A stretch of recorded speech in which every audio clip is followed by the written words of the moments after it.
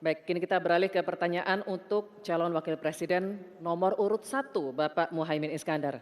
Kami akan persilakan panelis Bapak Fabi Tumewa untuk mengambil subtema di dalam wadah. Silakan Pak, mohon diperlihatkan kepada hadirin dan juga moderator.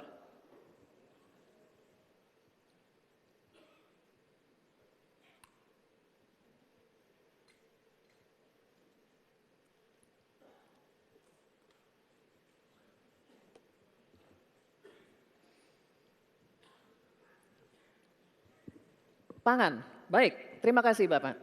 Dan kami persilakan pula panelis Profesor Dr. Insinyur Haryadi Kartodiharjo untuk mengambil undian daftar pertanyaan dari wadah. Mohon diperlihatkan huruf yang tertera.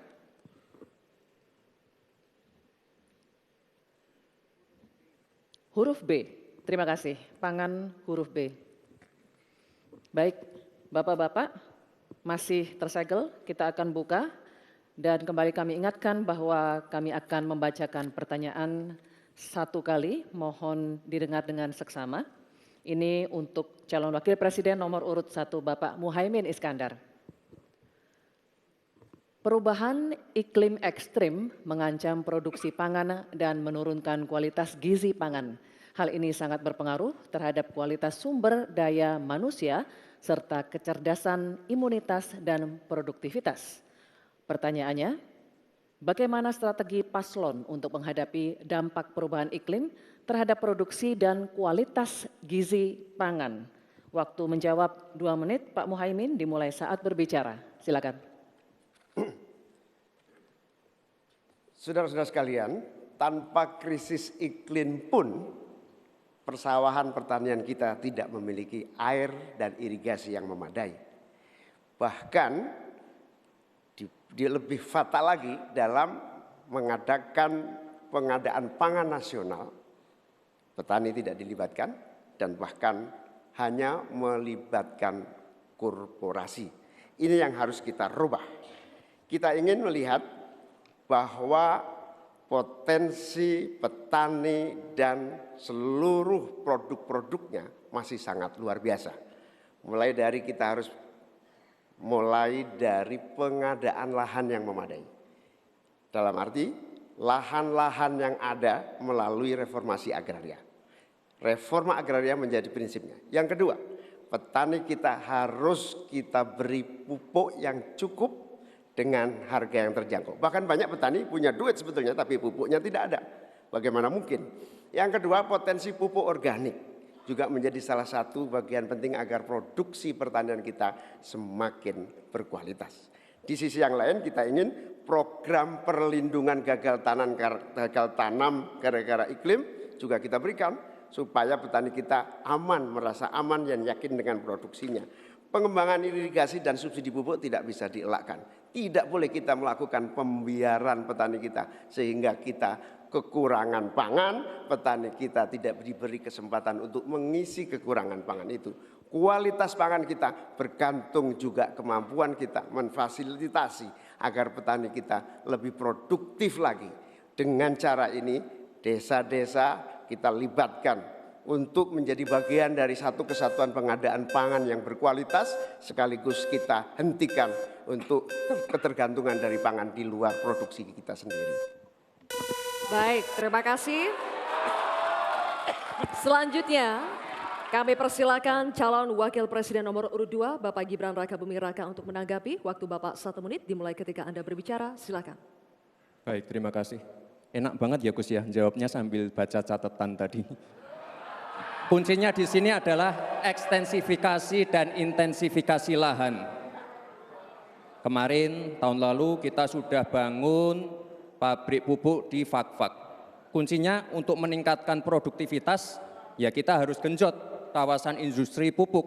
Kita dekatkan pupuknya dengan lahan-lahan pertaniannya. Kuncinya pupuk, dan pupuk harus didekatkan dengan lahan-lahan pertanian. Otomatis produktivitas akan meningkat. Dan jangan lupa mekanisasi. Kita ingin meningkatkan produktivitas para petani. Pakai RMU, pakai combine harvester, dan juga kita melibatkan generasi muda melalui smart farming. Pakai IoT untuk melihat pH tanah, keasaman tanah, kesuburan tanah, dan juga penggunaan drone untuk penyemprotan pestisida. Terima kasih. Baik, terima kasih.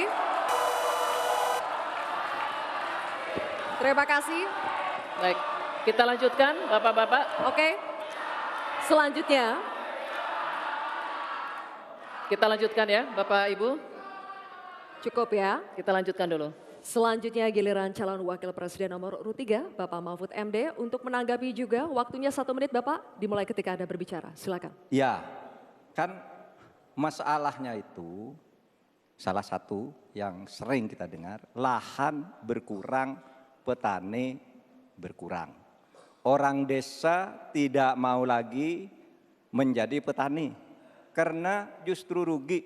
Terkadang kalau mau ingin mendapat pupuk bersubsidi dipersulit bukan main dan harus beli ke tengkulak. Nah, di sini problemnya sebenarnya bagaimana penegakan aturan-aturan itu. Kami di Jawa Tengah itu pernah punya program di mana Pak Ganjar waktu jadi gubernur waktu itu membuat 29 badan usaha milik petani yang itu efektif untuk membantu petani saling menolong menggarap tanahnya sehingga dia kerasan di desa. Yang saya tanyakan, kebijakan hukum apa yang akan dilakukan untuk mengatasi masalah ini? Terima kasih. Baik, terima kasih Pak Mahfud MD. Kita teruskan lagi ya. Kita lanjutkan dulu ya. Kita teruskan Kita lagi lanjutkan debatnya. Cukup. Selanjutnya kita kembali ke calon wakil presiden nomor urut 1 Bapak Muhaimin Iskandar. Kami persilakan untuk merespons tanggapan dari calon wakil presiden nomor urut 2 dan 3 yang telah dikemukakan. Waktu Bapak 1 menit dimulai ketika Anda berbicara. Silakan. Terima kasih Pak Gibran. Yang Anda sampaikan hanya mengulang apa yang saya sampaikan. Saya ingin memperdalam lagi bahwa petani kita ini potensinya besar sekali. Jumlah petani kita masih sangat besar. Potensi tanah kita subur masih banyak lagi. Di sisi yang lain, kita juga memiliki apa yang disebut kebutuhan pangan kita, juga pasar yang luar biasa. Nah, dalam konteks ini antara suplai kita punya potensi, antara permintaan kita juga punya sangat kuat.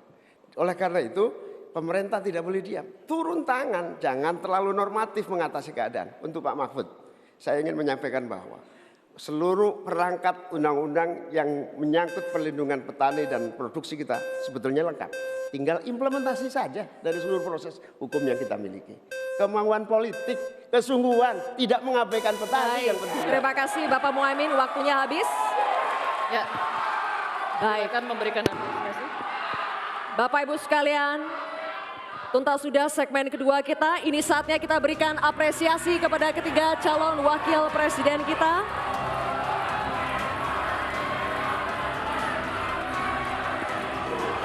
Kita akan jeda sejenak dan kembali lagi dengan segmen pendalaman visi, misi, dan program kerja dengan subtema lainnya. Baik, berbagai gagasan akan kembali disampaikan oleh